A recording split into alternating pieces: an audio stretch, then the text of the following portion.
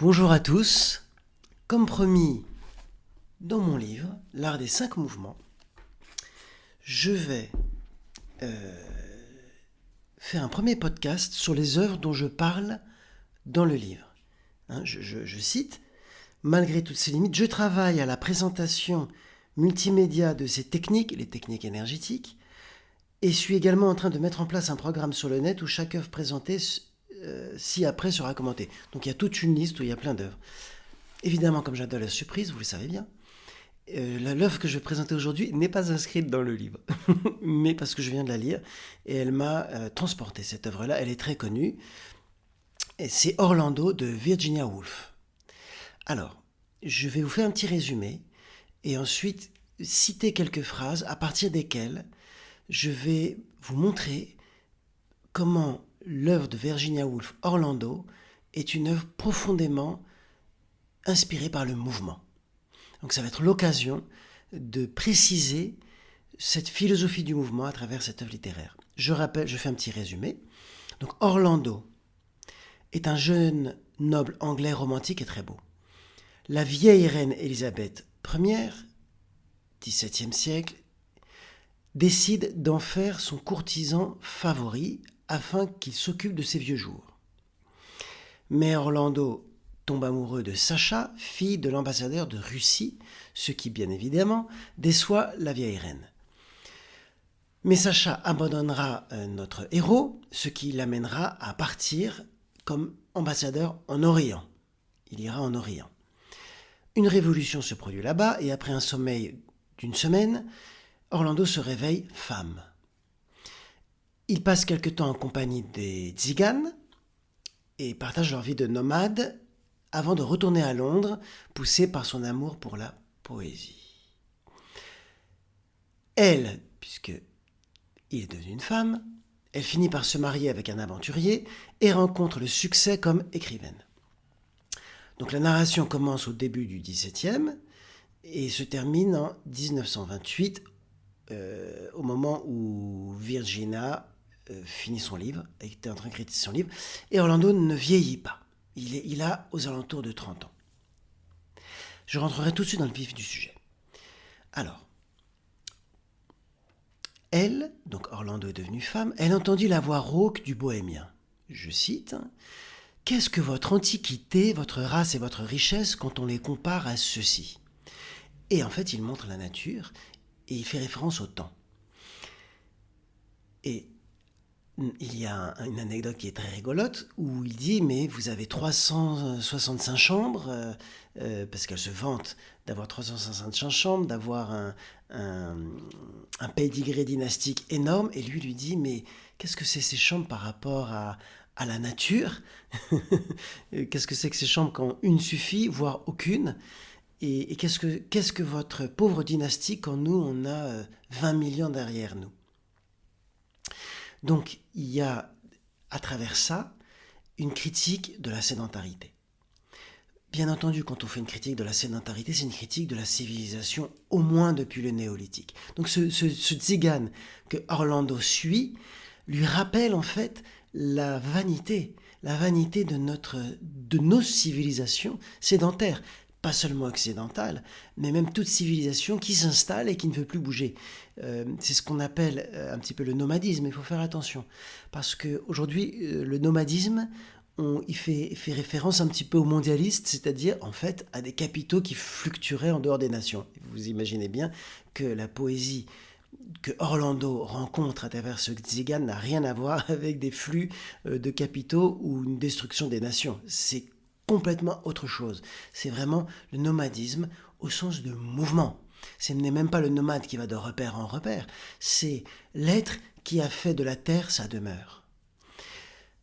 En ce sens-là, le tzigane lui parle et en quelques phrases lui dit « Mais vous accumulez des richesses, vous avez peur, vous ne ressentez même plus les énergies du ciel et de la terre, vous avez perdu votre corps. » Voilà ce que lui dit le tzigane. Et Orlando, elle est évidemment très sensible à ça et ça la fait réfléchir. Mais après ce discours-là, elle veut retourner à Londres. Alors elle veut retourner à Londres, non pas pour retrouver son confort petit bourgeois, mais parce que c'est la poésie qui l'attire. Pourquoi ?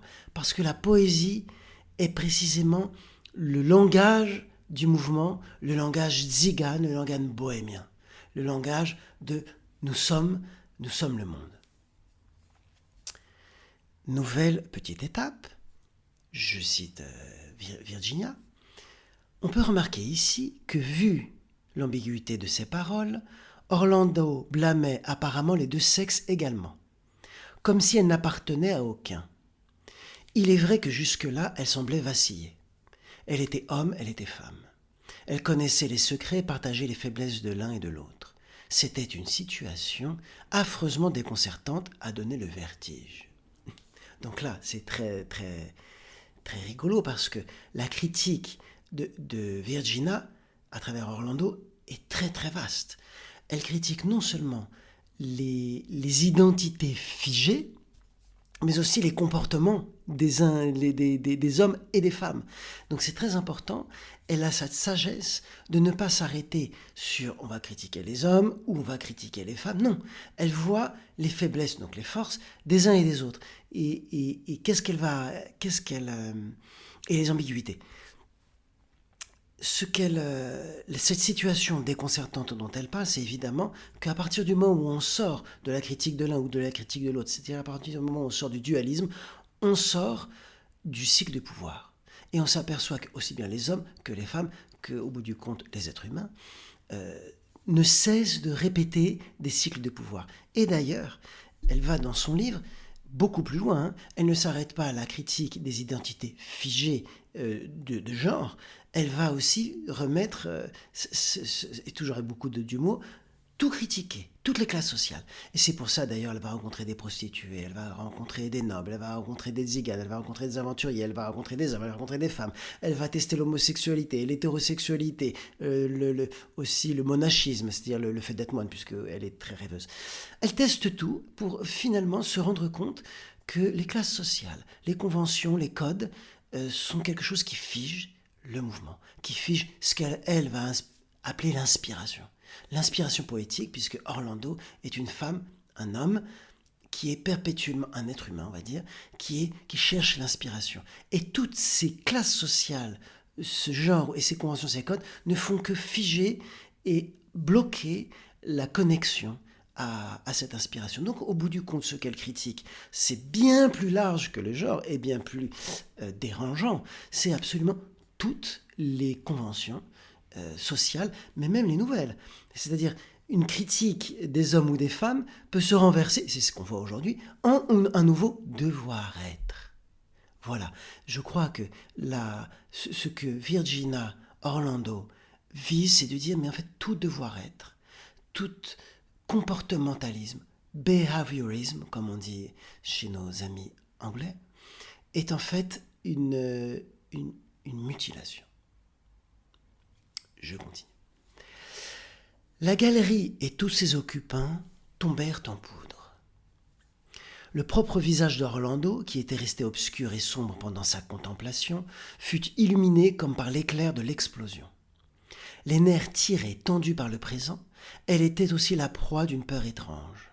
À chaque fois que le gouffre du temps s'ouvrait, livrait passage à une seconde, un danger inconnu, lui semblait-il, pouvait surgir du même coup. Cette tension était trop implacable et trop dure pour qu'on pût la supporter longtemps sans malaise. Alors, c'est ce qu'on appelle en Inde le voile de Maya qui tombe. Ce qu'elle dit, la galerie, tous ses occupants tombèrent en poudre, c'est quand le voile des illusions tombe.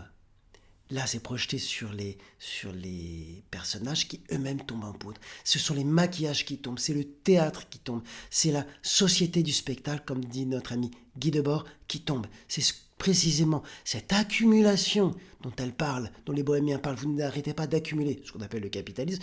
Et en fin de compte, à un moment, dans sa contemplation, elle voit les choses réellement et tout cela tombe. C'est ce que j'appelle dans la philosophie du mouvement passer de la réalité au réel. La réalité, c'est tout notre spectacle, qu'il soit intérieur ou extérieur, comme on vient de le dire, avec toute la construction, les constructions sociales de devoir-être. Mais à l'intérieur aussi, nous sommes faits de devoir-être. Et c'est cette contemplation, on peut dire cette méditation, on l'appelle comme on veut, qui lui permet d'avoir une forme d'illumination. Elle parle comme ça, illuminée, et un éclair d'explosion. Donc ça veut dire qu'il y a un éclair de lumière une prise de conscience profonde qui lui permet de faire tomber ses barrières, ses illusions intérieures. Et cette clairvoyance, qu'est-ce qu'elle voit? Et là, c'est très intéressant puisqu'elle parle du gouffre du temps. C'est-à-dire, elle a tout à fait accès, elle a tout à coup accès au temps. Le temps passé, présent, futur est une illusion. Et elle a accès en une seconde au fait que tout temps est simultané. Le temps est en fait un mouvement, c'est ce que j'explique dedans, ce que la physique quantique explique jusqu'à un certain point, on y reviendra. Mais qu'est-ce qui se passe? Quand on lâche nos illusions et qu'on lâche l'illusion du temps notamment, et donc de l'espace, tout tombe en poudre, l'espace se dégage, on comprend que le temps est simultané, est un mouvement, on a peur. Il y a ces secondes de peur, ce qui est absolument sain. Ça veut dire que vous faites le passage. Orlando fait le passage. Elle fait le passage où elle se rend compte qu'elle passe de la réalité au réel, et ce moment-là, cet entre-deux, ce point de bascule, évidemment, c'est non seulement la peur, mais c'est la peur la plus profonde. Parce que non seulement on a accès à la vérité extérieure, mais là, intérieure, et on a accès à la destruction, on peut dire la destruction de nos illusions. Et il y a un espace absolument vertigineux qui s'ouvre.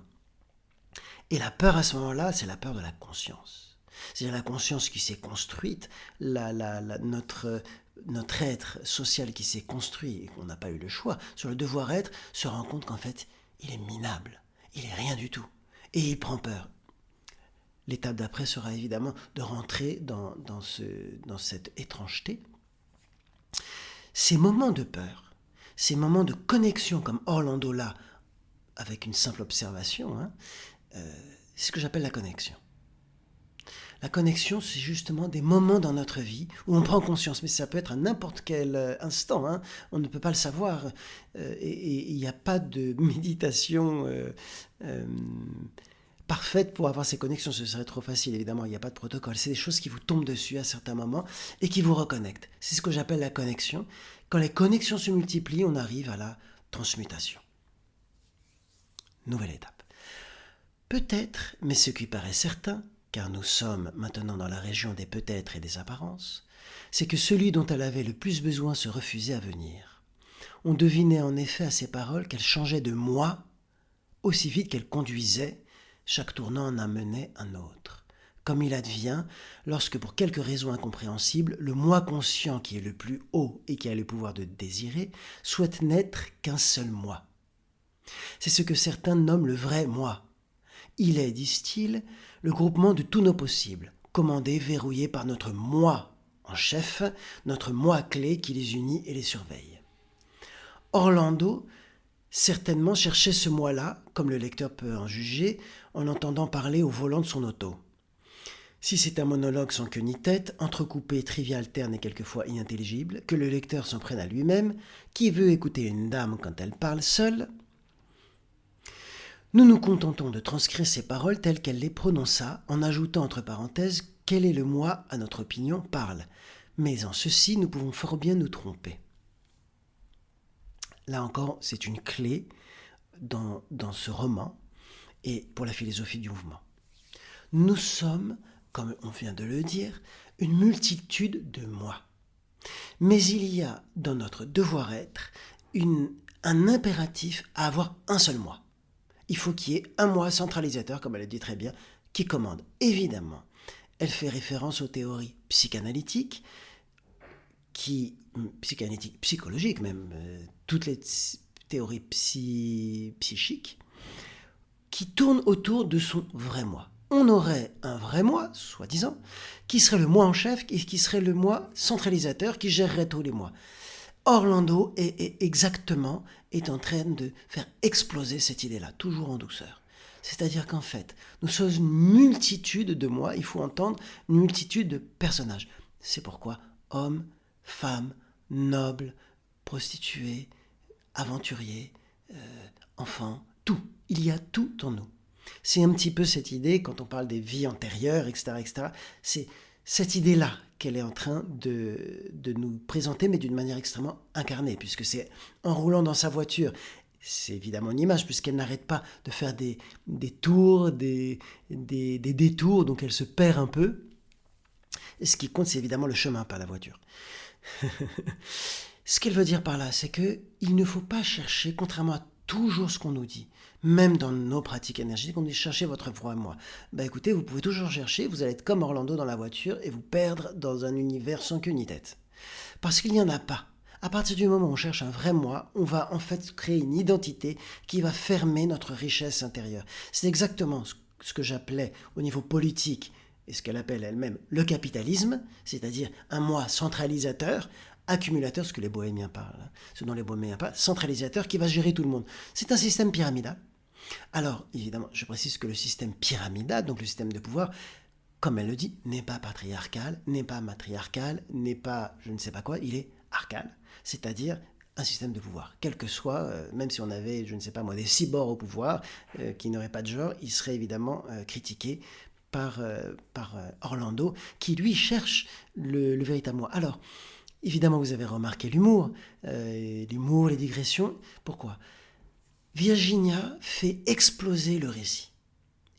Avec des digressions, elle met encore une fois une zone d'ombre entre le narrateur et les personnages de la narration. Et donc entre les personnages de la narration et le lecteur. Elle brouille ces zones. Donc elle parle de son personnage et puis après elle dit finalement je ne sais pas très bien ce que pense son personnage, je ne suis pas sûr. Elle laisse comme ça, encore une fois, ces zones d'ombre, parce que ce sont entre les lignes, dans ces zones d'ombre, qu'émerge le mouvement. Alors là, il y a un symbole assez rigolo, puisqu'elle s'amuse en disant oui, c'est une dame. Si vous écoutez une dame, ça veut dire que vous êtes prêt à être perdu. Évidemment, c'est un symbole de la féminité, pas de la femme, mais de la féminité. On y reviendra, au sens où la féminité est cette énergie, aussi bien chez les hommes que chez les femmes, qui échappe. Quand on veut la saisir, elle échappe. Qu'est-ce qu'elle veut dire à travers tout ça ? C'est que ce moi centralisateur, la grosse erreur que veut faire ce moi, c'est de contrôler. C'est le désir de contrôle. On peut même dire qu'avant même ce moi, il y a ce désir de contrôle. Et le désir de contrôle, il fige, il crée les moi, le moi, les moi, il fige les moi et ensuite il leur donne une pyramide. C'est très important, du coup, quand elle nous parle de cette femme qui est fantasque, de rappeler que pour avoir cette volatilité, cette plasticité, cette liberté, elle est dans cette sensation du mouvement, dans cette recherche intérieure, et non pas sur une forme biologique fixée. Genre, tu es un homme, tu es une femme, ou tu changeras d'homme à femme, et tu vas te fixer une identité biologique. Surtout pas. Il n'y a donc pas d'identité biologique. Il n'y a pas d'identité tout court. C'est même aussi fort que ça. Et ça, c'est évidemment extrêmement dérangeant pour tous les êtres modernes que nous sommes. Du coup, le mal-être, et que là, elle décrit chez Orlando, qui n'arrête pas de chercher et qui se perd, le mal-être vient de ce que l'on recherche, cette identité, de ce que l'on recherche ce moi, du fait que l'on recherche une pyramide ou même des catégories. Même si toutes les catégories sont égales, on aura perdu le mouvement parce que des catégories, c'est évidemment des choses qui fixent. Donc il faut se laisser aller au flux. Non seulement au flux des émotions, au flux des pensées, au flux de la non-identité.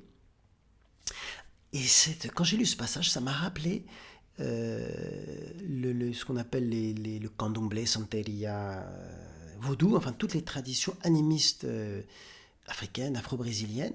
C'est très très rigolo parce que les babalao, donc ceux qui, on va dire les prêtres, les grands prêtres pour aller vite, ce sont souvent des bisexuels ou des gens qui se transforment, dont l'identité, ils jouent avec, ce n'est pas toujours clair. Pourquoi ? Parce qu'on estime justement que ces gens-là sont proches de Elegua. Elegua, c'est la divinité enfant qui n'a pas de genre ou qui peut tous les avoir. Et donc cette personne-là, elle est en contact. Le babalao est en contact avec toutes ces énergies. Il est capable, comme l'enfant, il est capable de recevoir et de comprendre toutes ces énergies. C'est évidemment aussi ce qu'on retrouve dans le carnaval, mais là, à une fonction sociale, puisque vous savez, dans le carnaval, pas seulement au Brésil, mais tout le carnaval, la naissance du carnaval, c'est de changer de rôle. Le roi qui devient esclave, l'esclave qui devient roi, etc., etc. Là, c'est aussi le changement de rôle social, alors que dans le Babalao, une multiplicité de rôles au point de vue mystique. Et là, chez Orlando, là, carrément, on est à un point de vue total, c'est-à-dire le jeu cosmique, le jeu spirituel est une connexion à ce mouvement qui n'est pas indifférencié. Ça, j'insiste beaucoup. On nous fait croire que c'est soit tu as une identité, soit tu es indifférencié. Alors maintenant, on a une fausse voie qui est tu as plusieurs identités. Non, ça reste des identités. Il faut avoir cette puissance de Virginia qui est de dire on efface les identités. Et derrière les identités, vous n'allez pas trouver de l'indifférenciation. Vous allez trouver de la singularité. C'est-à-dire que ce que vous êtes extrêmement unique et même à chaque moment, vous êtes unique. Et elle, pendant 400 ans, elle ne cesse d'être unique. Son mal-être, c'est de vouloir se réduire. Et elle est, parce que ce sont les commandements du devoir-être qui lui disent non, tu dois avoir un mois, etc., etc. Et elle, en fait, qu'elle est tellement connectée que ça la perturbe et ça le met dans le mal. Mal-être. Nouvelle étape. Dans cette ombre que jeta le battement de ses paupières, il y avait quelque chose d'étrange, quelque chose, comme tous peuvent le vérifier en regardant aussitôt le ciel, qui manque toujours au présent. D'où son caractère terrible, indescriptible. Quelque chose qu'on tremble de nommer, comme on pique une épingle dans le corps d'un insecte, qu'on tremble d'appeler beauté. Car cette ombre n'a pas de corps, pas de substance ni de qualité propre, et pourtant elle a le pouvoir de transformer tout ce qu'elle pénètre. Alors là, elle vient de nous donner une vision du mouvement, mais une vision absolument magnifique, et que, en général, on évite, parce que c'est l'ombre. Elle assimile le mouvement à l'ombre. C'est très important parce que elle assimile le mouvement à l'ombre et en même temps elle assimile le mouvement, on l'a vu avant, à la féminité. Donc, elle assimile en effet l'ombre et la féminité. Cette ombre, c'est quelque chose, on commence à comprendre, devant lequel on a peur, devant lequel on tremble, parce que le moi s'écroule. C'est l'étrangeté, inquiétante, comme dirait Freud, l'inquiétante étrangeté. On est inquiet parce que ça commence à se fissurer. Là, il faut absolument préciser l'actualité toujours plus grande de Virginia Woolf. En fait, elle dit, si vous voulez toucher à la vérité, n'allez pas vers la lumière, mais allez vers l'ombre. C'est exactement ce qui nous manque aujourd'hui. Les hommes et les femmes, je ne dis pas la masculinité et la féminité, mais les hommes et les femmes veulent toujours la lumière. Ils veulent apparaître. Nous voulons apparaître. C'est-à-dire que nous avons choisi tous la lumière. Et la lumière, là, est assimilée du coup au pouvoir. Nous voulons le moi. Moi, je veux apparaître. Moi, je veux être devant. Je veux qu'on me nomme. La reconnaissance par la lumière. Et là, elle est en train de nous dire, si vous voulez vraiment vous plonger dans ce qu'on appelle la beauté, il faut plonger dans la lumière. Or, la beauté, contrairement aux Lumières, au siècle des Lumières, contrairement même aux Grecs, nos traditions occidentales, notamment occidentales, sont extrêmement portées sur la lumière depuis les Grecs, c'est-à-dire depuis 3000 et 4000 ans au moins. Donc, ce retour à l'ombre, c'est aussi un retour à l'Orient.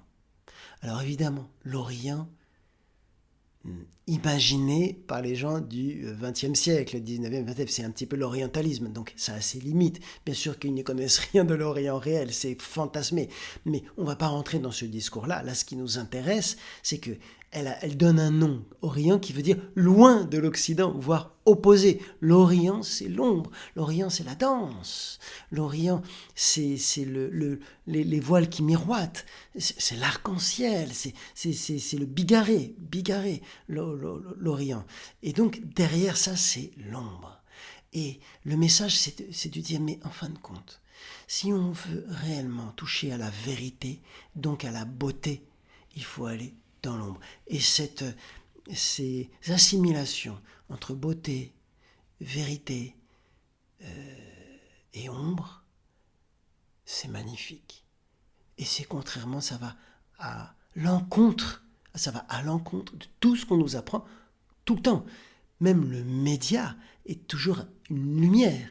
Et c'est très compliqué de faire passer à travers un média, à travers un spectacle. Moi qui suis danseur, donc on est sous les lumières, je sais que mon principal but, c'est de faire passer cette ombre étrange qu'elle appelle beauté. Continuons. Cette ombre donc, tandis que les paupières d'Orlando battaient dans son demi-évanouissement devant l'atelier de charonnerie, soudain glissa, vint se mêler aux innombrables visions qu'Orlando avait eues jusqu'alors, les composa, les rendit tolérables et compréhensibles. Cette ombre semble intolérable et incompréhensible. Bon, intolérable, elle l'est. Mais elle est incompréhensible aux yeux de nous qui n'arrêtons pas de projeter des structures. Quand on critique des structures, ce qu'on appelle la déconstruction, on en remet d'autres. C'est bien le problème. Or là, elle est en train de nous dire que, alors qu'elle est en train de s'évanouir, c'est important, ou demi-évanouissement, c'est ce qu'on appelle l'état de transe. Cet état de transe, de demi-évanouissement, c'est parce que c'est trop pour Orlando, pour Virginia et également, puisqu'elle avait des troubles psychiques très graves, et donc elle a fait beaucoup de séjours en hôpital psychiatrique. On va en parler maintenant. Donc cet évanouissement, on le sait bien, c'est quand le psychisme est saturé. C'est saturé, paf, on déconnecte, c'est trop. Le devoir-être, les commandements nous ont complètement explosé la tête. Donc à ce moment-là, elle s'évanouit, elle rentre dans un état de transe et elle arrive à avoir des visions et à les rendre compréhensibles. Ça s'appelle l'art. Cette fois, elle nous donne la clé de l'art. La clé de l'art, c'est être connecté profondément à cette ombre et savoir la communiquer. La poésie, c'est un mot magnifique qui veut dire faire, d'une manière artisanale, mais faire en restant connecté au flux créatif, c'est-à-dire au mouvement. La grande question qui s'est posée pour Virginia, qui se pose pour n'importe quelle personne qui se connecte au mouvement, c'est que quand on va vers cette ombre, et donc elle se met à contempler, elle passe d'ailleurs sa vie à contempler, 400 ans à contempler, pratiquement avec des moments de... Est-ce que c'est pas une dépendance ? Est-ce que c'est une connexion, mais faut-il la répéter ? Évidemment, la réponse, elle est qu'il ne faut pas chercher à la répéter par des drogues. Alors, donc attention, ça peut être le livre.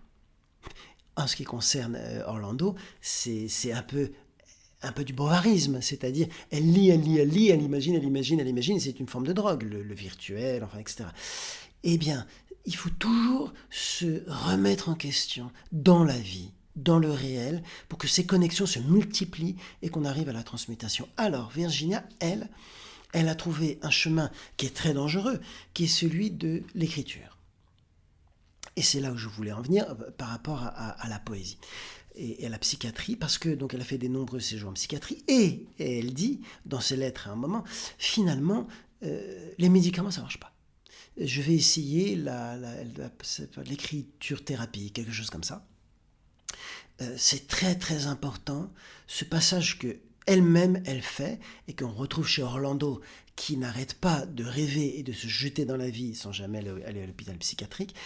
Elle veut dire par là que la véritable connexion spirituelle au mouvement, la véritable déconstruction, si on parle avec la French Theory reprise par les Américains, elle est de nature spirituelle, de nature émotive, de nature physique, de nature littéraire et poétique. Je dirais même avec elle que ça s'oppose à la science. Ça s'oppose à la science et anti-scientifique profondément parce que la science va catégoriser. La science est dans l'utile, la science est dans le contrôle, la science n'est pas dans l'ombre, elle est dans l'explication. Ce n'est pas qu'il faut mettre la science en dehors de nos vies, absolument pas. Mais si vous voulez aspirer à cette profondeur d'Orlando, alors l'opération ne sera pas physique. Comme dit Rimbaud, l'opération spirituelle, elle reprend ces mots de Rimbaud, l'opération spirituelle est une opération spirituelle. Le terme de opération dans la bouche d'un Rimbaud ou d'un Virginia Woolf n'est pas scientifique. Et le terme de opératif, c'est-à-dire quel est le changement que l'on doit opérer pour arriver à sortir de cette réalité écrasante pour rejoindre le réel du mouvement à travers des connexions qui se multiplieront. C'est ainsi qu'elle espère sortir du mal-être. Ça ne marche pas. La littérature reste, malgré tout, trop psychique. Nouvelle étape. Car l'ombre d'évanouissement causée par un pouce sans ongles s'était approfondie et projetait au fond de son cerveau un étang où les formes baignaient dans une nuit si profonde qu'on pouvait à peine les reconnaître. Elle était alors un témoin très indifférente à la réalité des objets environnants. Elle aurait pu fort bien prendre une brebis pour une vache ou un vieil homme appelé Smith pour quelque autre appelé Jones, qui ne fut pas le moins du monde son parent. Tout devint en partie autre chose, comme si l'esprit d'Orlando était devenu une forêt avec, ici et là, des embranchements de clairières. Les choses s'approchaient, s'éloignaient et se confondaient, s'écartaient, s'alliaient et se combinaient de la façon la plus étrange en un mouvement échiquier de lumière et d'ombre. Bon, c'est magnifique. Voilà. Elle est en train de nous décrire précisément ce que c'est que le mouvement, dans ce que ça crée en nous comme changement. Donc c'est très concret. Elle commence donc par l'évanouissement, car l'ombre d'évanouissement, toujours cet état de transe, que je traduis évanouissement par transe. Les médecins vont traduire pauvrement par hystérie. Cette transe, elle se rend compte, elle voit un ongle, mais cet ongle qui semblait beau au début paraît, et un peu plus tard, horrible. Qu'est-ce qui se passe là-dedans ? Ça veut dire que quand on sort de la dynamique du pouvoir, on se rend compte qu'en fait tout est ambivalent. Ce qui est beau peut être laid, ce qui est laid peut être beau. Il n'y a pas de règle de la beauté, il n'y a pas de règle esthétique. Il suffit que vous fassiez un bon marketing et ce qui était beau devient laid. Il suffit que l'époque change, que la mode change et tout est ambivalent. Nos sentiments peuvent changer extrêmement vite. C'est un labyrinthe qui est déstabilisant, mais quand on sort de ce labyrinthe, on se rend compte qu'il faut aller chercher dans cette fameuse nuit, dans cette fameuse profondeur qu'elle nomme féminine, pour échapper à cette ambivalence. Et quand on sort de cette ambivalence, on tombe dans ce que les anciens appelaient le chaos primordial, qu'on imagine comme ombre. Il ne faut donc jamais oublier que, selon ces théories du chaos primordial, qu'elles soient africaines, asiatiques ou européennes, c'est toujours une ombre qui va donner la lumière. Donc la lumière vient de l'ombre. Mais même plus, et là elle nous dit, non seulement le chaos donne la lumière, l'ombre donne la lumière, mais en plus, si on ne fait pas de la lumière une tyrannie, alors on s'aperçoit que les choses ne sont pas fermées entre elles, entre catégories, mais qu'elles n'arrêtent pas de communiquer. Et comme elle dit, Smith est peut-être une vache, peut se transformer en vache. Ce n'est pas une hallucination, c'est une réalité. C'est qu'à l'intérieur de soi, on a toutes les formes. Ça ne veut pas dire que je suis une vache, mais il y a en moi de la vache. Il y a en moi du Smith. Il y a en moi de l'homme primordial. Il y a en moi de l'eau. Dieu sait si c'est ancien, l'eau. Donc nous avons tout ça. Et pourtant, toutes ces combinaisons créent notre singularité. C'est-à-dire la chose qui est absolument essentielle à comprendre, c'est que le chaos, si on reste cohérent avec la pensée du chaos et qu'on n'essaye pas de mettre de l'ordre et de l'identité, il donne à la fois de l'infinité, de la singularité, de la cohérence et du concret. Donc ça c'est important sur l'idée que dans la pensée du mouvement, issue de la pensée du chaos, rien n'est égal. Il n'y a pas d'égalité. Mais il n'y a pas non plus d'inégalité. Parce qu'on sort du système de la valeur. En fait, tout change, tout se transforme. Évidemment, c'est les principes de la thermodynamique, avec lequel, là, le mouvement est tout à fait d'accord. Mais le principe de la thermodynamique repris d'Anaxagore, donc des présocratiques qui viennent de l'Anatolie. Orient, voilà, nous sommes encore entre Orient, Occident, entre Smith et la vache. Nous avons fini avec l'identification qui va donc du coup toujours, on le comprend maintenant, avec la dissociation. Chaque fois que l'on identifie, on dissocie. Ça veut dire que j'identifie un homme et une femme, mettons, je les identifie, je leur projette des comportements, même si je change de sexe, que je change d'idéologie, je continue à les identifier et à leur coller toute une fonction sociale, une fonction de devoir être finalement, une loi, un commandement. Dès qu'il y a un commandement, je vais créer de la dissociation. Donc toute identification, toute identité va créer de la dissociation. Nouvelle étape. J'enterre ceci, elle parle de son poème, comme un tribut à la terre, aurait-elle dit.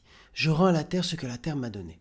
Donc elle veut enterrer son livre parce qu'elle elle a eu du succès, on va le voir après, et finalement ça ne lui a pas plu, elle l'enterre. Mais ça ne marche pas.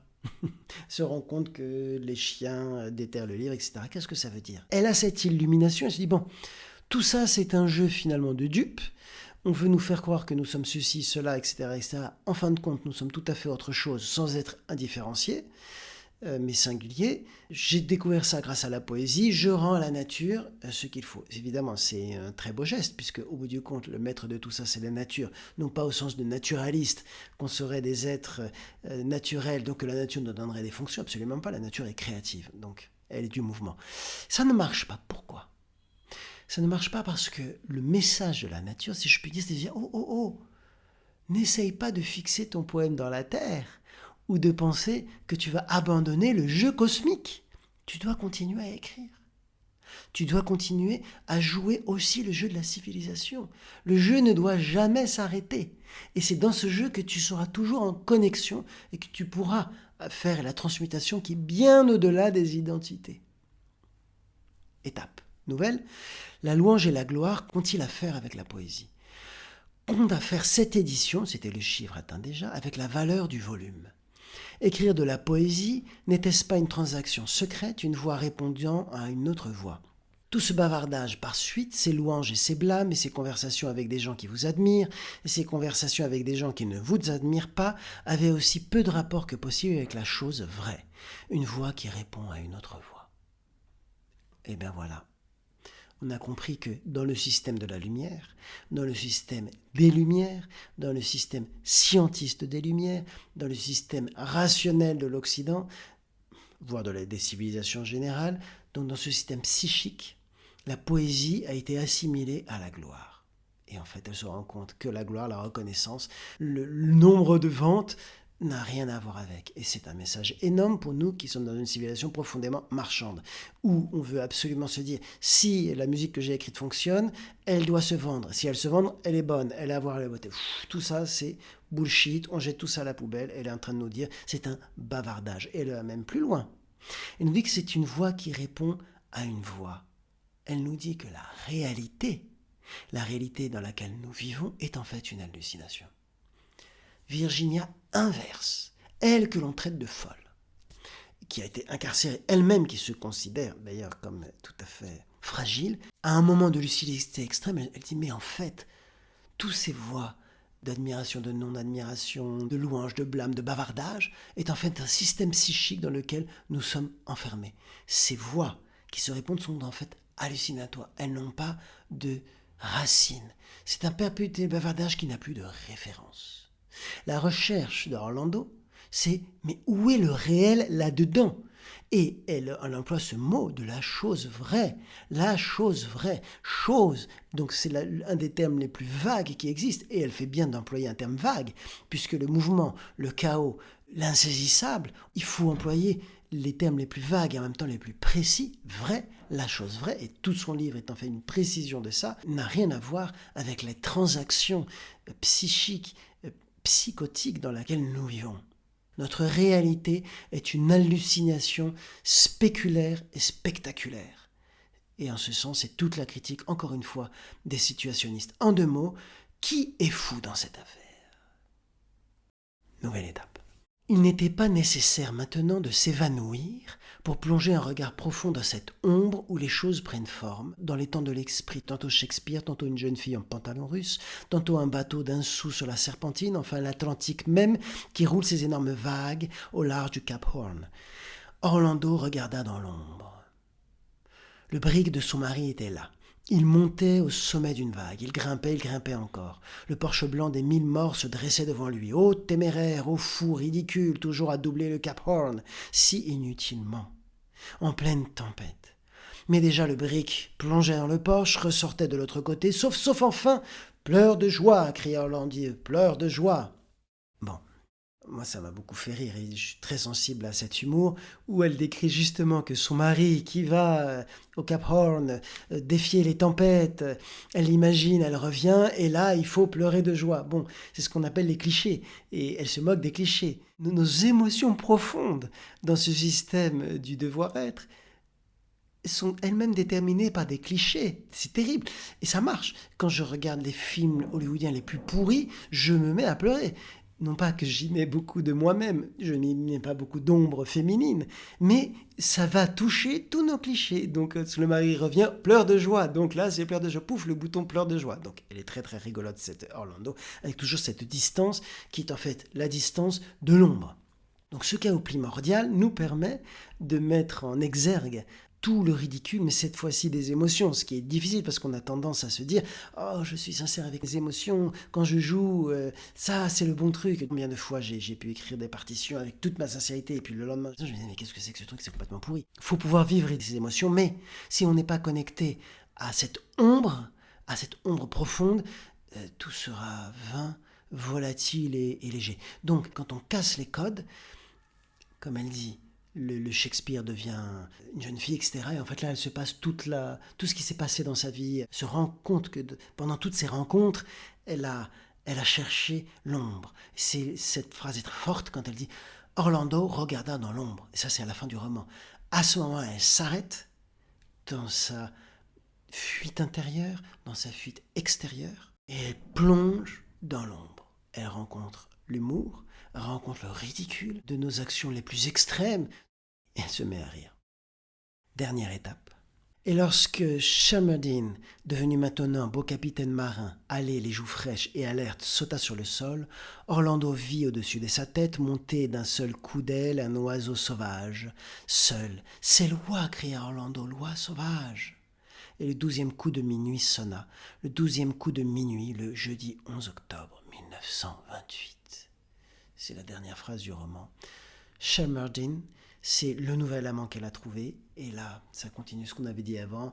Elle s'imagine, elle revient, il arrive en avion, tout ça, c'est la joie, c'est magnifique. Elle joue son rôle de femme à ce moment-là, comme elle jouait son rôle d'homme, où elle était Shelmerdine finalement, qui arrivait. Donc chacun joue son rôle. C'est pathétique, mais c'est aussi très drôle. Et comme le dit le roman, il faut aussi jouer ce rôle et y trouver finalement autant d'enthousiasme que possible et de distance. Sauf que là, sa rêverie, et en même temps, sa rêverie qui est la rêverie du réel, donc plus réelle que l'hallucination dans laquelle elle vit, nous vivons tous qui est la réalité, la ramène au temps présent. Ce temps dont elle parle pendant tout le roman qu'elle cherche. Elle cherche à être présente, ça lui échappe et en même temps elle a peur.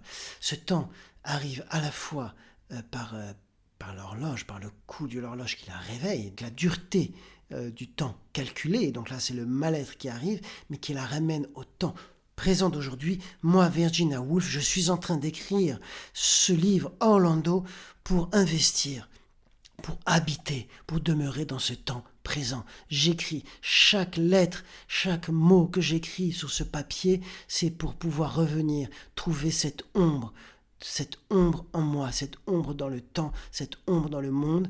Et qu'est-ce qui se passe quand je trouve cette ombre enfin, à la fin de mon roman, au moment final? Je ris de tout ce que j'ai vécu, de toutes les identités que j'ai pu incarner, j'en ris et j'en reveux. Et dans ce temps, je vois de cette ombre, qu'est-ce qui émerge? Une oie sauvage. Il émerge l'animal qui s'envole. L'oiseau qui s'envole, vous savez, l'oie sauvage, c'est le symbole de l'âme. Il émerge la sauvagerie, c'est-à-dire enfin ce qui a pu, après un parcours épique, un parcours intérieur, ce qui a enfin pu s'échapper de cette folie de la civilisation qui veut enfermer le mouvement. Et là, elle s'envole. En même temps, à la fois, elle rit, et elle repart à l'aventure avec son aventurier, elle rit, et elle changera encore une fois d'identité 1000 fois, elle va rire de ses identités, elle va replonger dans son ombre, elle a enfin trouvé l'oie qui sort du chaos, l'oie qui sort de l'ombre, cette animalité qui lui permet la présence à soi. Elle n'est plus hors d'elle-même, elle n'est plus dans le temps linéaire, elle est dans la transition réelle, elle est dans la perpétuelle transition. Le mouvement est ainsi une perpétuelle transition sans début ni fin, qui nous donne l'ombre, qui nous permet de connecter cette ombre et de se connecter enfin, chacun à sa manière, de sortir de cette folie collective, de sortir de cette hallucination par la vision. La vision n'est pas l'hallucination. La vision, c'est ce qu'il y a derrière l'hallucination. C'est lorsque le voile de Maya s'effondre, c'est lorsque l'on a accepté de lâcher le désir de contrôle et d'être ici et maintenant. Je vous donne rendez-vous au prochain podcast. Merci de m'avoir écouté. Merci Orlando. Merci Virginia Woolf. Et à bientôt.